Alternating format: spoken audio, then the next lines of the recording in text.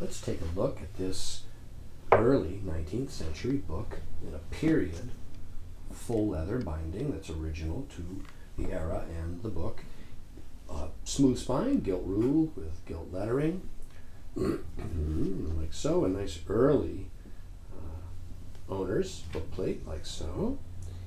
And we see an engraved frontispiece with this color printed half title here, like so. The title page is 1838. It's Bowen's Picture of Boston. It's a guidebook, 3rd edition. And there we have right here this engraved folding map, like so. It's on a bond paper, actually. There's a list of all of the embellishments, starting with that ornamental title that we just looked at, printed in color. Appears to be 62 illustrations throughout.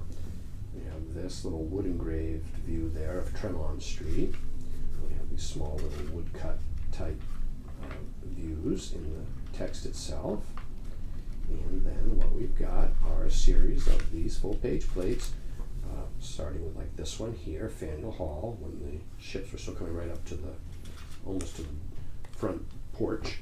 And here now we start to get 4 little miniature ones on a single plate like that. And those appear to be engraved on steel, I would say. Okay. There's another one like so.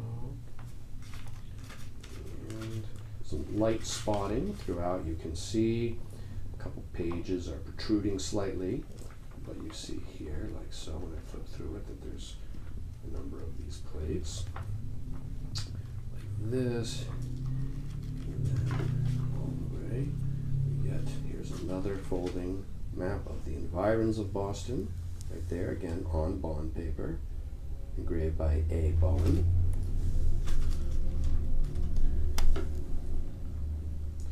And this is how the book survives. The leather is supple, still very well bound, an attractive copy with a nice age patina, and it is available now online from me, Brian DeMambro.